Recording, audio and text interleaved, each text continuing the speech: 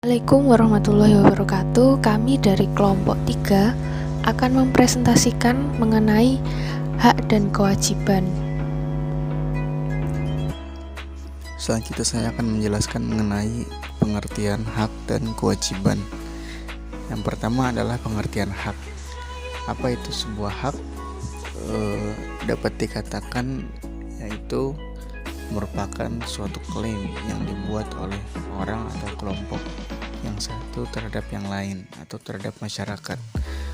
Orang yang mempunyai hak yang bisa menuntut, bukan saja mengharapkan atau menganjurkan bahwa orang lain akan memenuhi dan menghormati hak tersebut.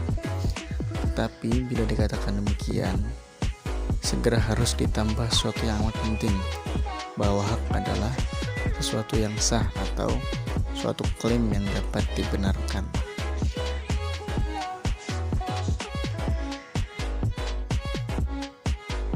Kemudian mengenai kewajiban. Kewajiban adalah melansir dari Kamus Besar Bahasa Indonesia atau KBBI bahwa kewajiban adalah sesuatu yang wajib dilaksanakan atau suatu keharusan atau sesuatu yang harus dikerjakan dan dilaksanakan. Dalam sejarah, tema hak relatif lebih muda usianya dibandingkan dengan tema kewajiban, walaupun tema kewajiban sudah lahir terlebih dahulu. Jadi antara kewajiban dan hak adalah dua hal yang saling berkorelasi, saling bersangkutan, bahwa di mana di situ ada kewajiban pasti diharuskan adanya hak atas kewajiban tersebut. Di mana di situ ada hak, maka harus adanya kewajiban untuk bisa mendapatkan hak tersebut. Kemudian kewajiban juga berarti suatu keharusan yang harus dilakukan oleh seseorang atau kelompok dengan mengikuti kaidah atau aturan yang ada dan biasanya dimulai oleh sesuatu yang memiliki hak kepada seseorang atau kelompok tersebut. Jadi antara hak dan kewajiban itu sesuatu yang saling bersangkutan. Di mana ada hak, maka di situ ada yang mendahului hak tersebut, yaitu kewajiban. Di mana ada kewajiban, maka di situ ada pemberian hak atas kewajiban tersebut. Hak dan kewajiban suatu warga negara berbeda-beda untuk setiap anggotanya. Dalam kehidupan sehari-hari, setiap anggota masyarakat memiliki peran yang berbeda. Dari masing-masing peran tersebut, anggota masyarakat tentu memiliki hak dan kewajiban yang berbeda-beda pula. Agar setiap anggota masyarakat memperoleh hak dan kewajibannya masing-masing untuk melindungi setiap anggota masyarakat tersebut. Upaya untuk melindungi hak dan kewajiban masyarakat tersebut dilakukan dengan membuat undang-undang dan peraturan yang berlaku di masyarakat. Contohnya, kewajiban warga negara adalah suatu yang wajib dilakukan dengan penuh tanggung jawab oleh warga masyarakat negara tersebut. Salah satu contohnya di Undang-Undang Dasar Negara Republik Indonesia tahun 1945. Yang pertama, kewajiban untuk membina hukum dan pemerintahan. Artinya, warga negara wajib mematuhi peraturan pemerintah seperti peraturan lalu lintas, pembayaran pajak, membayar iuran listrik, dan sebagainya. Hak dan kewajiban untuk ikut serta dalam membela negara. Yang ketiga, kewajiban untuk mengikuti pendidikan dasar. Artinya, setiap warga negara sekurang-kurangnya harus lulus pendidikan dasar. Berbicara tentang hak dan kewajiban sebagai anggota masyarakat tentu tidak lepas dari norma. Nah, norma dapat diartikan sebagai pedoman, ukuran, atau aturan kebiasaan yang dipakai untuk mengatur suatu yang lain atau sebuah urutan. Dengan norma ini, orang dapat menilai kebaikan atau keburukan suatu perbuatan. Selain norma, nilai termasuk dalam unsur-unsur moral.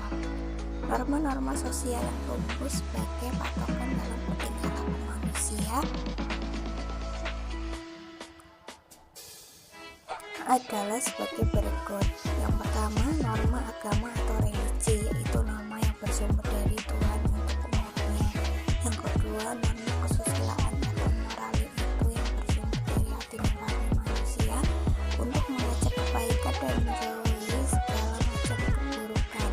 Yang ketiga, norma kesopanan atau adat, yaitu yang bersumber dari masyarakat atau dari lingkungan masyarakat yang bersangkutan. Yang keempat, norma hukum, yaitu norma yang dibuat masyarakat secara resmi yang perlakuannya dapat dipaksa atau melalui dirinya sendiri. Norma dibangun di atas nilai sosial, dan norma sosial diciptakan untuk menjaga dan mempertahankan nilai-nilai sosial tersebut. Pelanggaran terhadap norma akan mendapatkan sanksi dari masyarakat. Oke, selanjutnya ada jenis-jenis hak. Ada beberapa macam jenis hak yang berkembang dalam kehidupan masyarakat, yaitu yang pertama, hak legal. Hak legal ini adalah hak yang didasarkan atas hukum dalam salah satu bentuk hukum yang ada. Hak legal berasal dari undang-undang atau peraturan hukum yang ada di negara tersebut. Contohnya yaitu, jika negara mengeluarkan aturan bahwa setiap warganya berhak mendapatkan pendidikan dan belajar, maka warganya berhak untuk belajar di sekolah maupun di negara tersebut tanpa ada penolakan dengan alasan yang tidak masuk akal. Yang kedua, hak moral. Hak moral ini adalah hak yang didasarkan atas aturan etis dan prinsip saja dan berfungsi dalam sistem moral. Hak moral tidak sama dengan hak legal, walau banyak yang menganggap sama. Contohnya, jika suami istri mengikat janji akan setia, maka itu hak moral, bukan hak legal. Hak moral akan menjadi kuat jika dilindungi oleh status hukum. Yang ketiga, hak khusus. Hak khusus ini adalah hak yang hanya dimiliki oleh orang tertentu saja karena adanya kondisi atau hubungan tertentu.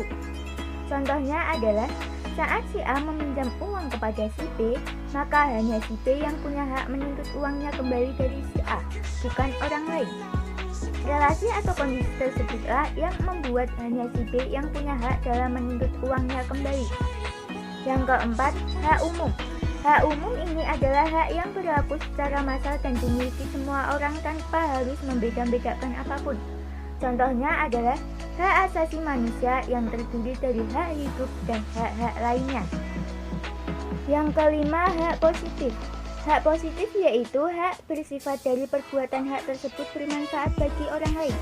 Contohnya ialah jika seseorang melihat orang lain membutuhkan pertolongan dan menolongnya, maka seseorang tersebut melakukan hak positif karena seseorang tersebut punya hak untuk menolongnya dalam kondisi tersebut. Yang keenam, hak negatif. Hak negatif ini adalah hak bersifat dari perbuatan hak tersebut bermanfaat bagi dirinya saja. Contohnya ialah hak dia untuk hidup dan hak dia untuk sehat dan aman dari ancaman apapun, atau saat seseorang ingin mengatakan pendapatnya tentang sesuatu tanpa dihalangi oleh orang lain. Yang ketujuh, hak individual. Hak individual ini adalah hak yang dimiliki masing-masing individu dalam hidup dengan mengikuti hati nurani masing-masing untuk kepentingan masing-masing pula. Contohnya, hak dalam memeluk agama dan hak untuk berpendapat dalam kehidupan yang mereka jalani. Yang kedelapan, hak sosial. Hak sosial adalah hak yang dimiliki masing-masing individu, yang individunya berperan sebagai anggota masyarakat bersama dengan anggota lain dalam mendapatkan sesuatu dari pengabdian masyarakat secara bersama-sama. Contohnya ialah hak untuk mendapatkan layanan kesehatan dan hak untuk mendapatkan pendidikan. Jenis-jenis kewajiban. Ada beberapa jenis kewajiban yang berkembang di masyarakat. Menurut John Stuart Mill ada dua, yaitu kewajiban yang sempurna dan kewajiban yang tak sempurna. Apa itu kewajiban sempurna? Kewajiban sempurna adalah kewajiban yang terikat dengan hak orang lain sehingga secara mutlak sifatnya untuk dilakukan. Contohnya, jika seseorang meminjam uang dan berjanji akan mengembalikannya, maka mutlak dan wajib sifatnya untuk dilakukan. Maksudnya gini loh. Ketika kamu meminjam uang kepada seseorang, misalnya orang tersebut memiliki hak untuk meminta dan kamu memiliki kewajiban untuk membayarnya. Kewajiban yang tak sempurna, kewajiban yang tidak terikat dengan orang lain, hingga didasari pada alasan moral dan pelaksanaannya. Contohnya seperti kita akan menaiki bis, pasti kita akan memberi karcis. Lah itu merupakan kewajiban kita untuk membeli tiket, karena itu kewajiban yang sudah diatur dalam peraturan. Bismillah, saya akan melanjutkan dari pemateri sebelumnya tentang pengertian keadilan. Keadilan menurut Pojawijatna adalah pengakuan dan perlakuan terhadap hak. Sedangkan dalam literatur Islam, keadilan dapat diartikan istilah yang digunakan untuk menunjukkan pada bersamaan atau bersikap di tengah-tengah atas dua perkara. Keadilan ini terjadi berdasarkan keputusan akal yang dikonsultasikan dengan agama. Kata keadilan dapat diperbandingkan dengan kata Inggris justice. Kata Inggris ini berasal dari kata lain justitia yang artinya keadilan dan yang asalnya adalah kata ius. Ius berarti hak. Dengan demikian, justitia mempunyai dua wajah, hak saya dan hak orang lain. Dua segi ini tidak dapat dipisahkan satu sama lain. Yang satu tidak mungkin ada tanpa yang lain. Keadilan itu adalah pengakuan dan perlakuan yang seimbang antara hak dan kewajiban. Keadilan itu terletak pada keharmonisan menuntut hak dan menjalankan kewajiban. Atau dengan kata lain, keadilan ialah keadaan bila setiap orang memperoleh apa yang menjadi haknya dan setiap orang memperoleh bagian yang sama dari kekayaan bersama. Keadilan bisa timbul karena penyatuan dan penyesuaian untuk memberikan tempat yang selaras kepada bagian-bagian yang membentuk suatu masyarakat. Keadilan akan terwujud dalam masyarakat apabila setiap anggota masyarakat melakukan fungsinya secara baik. Macam-macam keadilan menurut Aristoteles sampai Noto Negoro dibagi menjadi 4 macam wujud keadilan. Yang pertama, keadilan tukar-menukar, yaitu suatu kebaikan tingkah laku manusia untuk selalu memberikan kepada sesamanya sesuatu yang menjadi pihak lain atau sesuatu yang sudah semestinya harus diterima oleh pihak lain, atau dengan kata lain saling berbagi satu sama lain. Yang kedua, keadilan distributif, yaitu suatu kebijakan tingkah laku masyarakat dan alat penguasanya untuk selalu membagikan segala kenikmatan dan beban bersama. Yang ketiga, keadilan sosial, yaitu suatu kebijakan tingkah laku manusia di dalam hubungan dengan masyarakat untuk senantiasa memberikan dan melaksanakan segala sesuatu yang menunjukkan kemakmuran dan kesejahteraan bersama sebagai tujuan akhir masyarakat atau negara. Yang keempat, keadilan negara, yaitu mengatur hubungan antara anggota dan kesatuannya untuk bersama-sama selaras dengan kedudukan dan fungsinya untuk mencapai kesejahteraan umum. Penutup, hak merupakan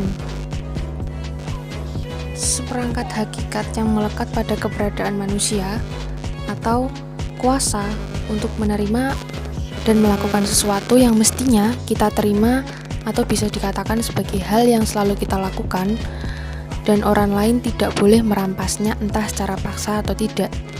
Hak itu ada ketika kita sudah berada di dalam kandungan.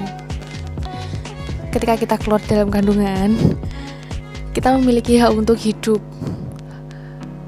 hak untuk berkeluarga, hak untuk bersekolah, dan hak yang lain-lain dan lain sebagainya.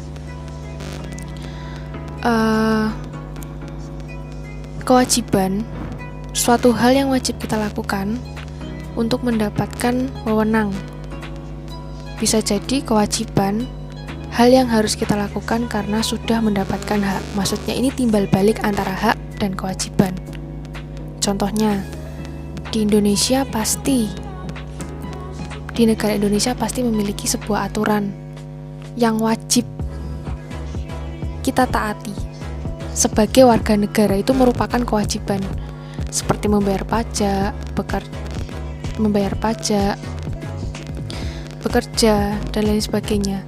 Dan hak kita untuk hidup, hak kita untuk berkeluarga.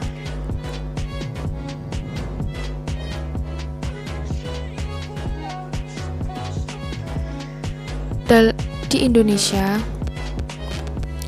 hak warga negara terhadap negaranya yang diatur dalam undang-undang merupakan peraturan dan hak umum yang sudah tertulis dalam Undang-Undang Dasar 1945.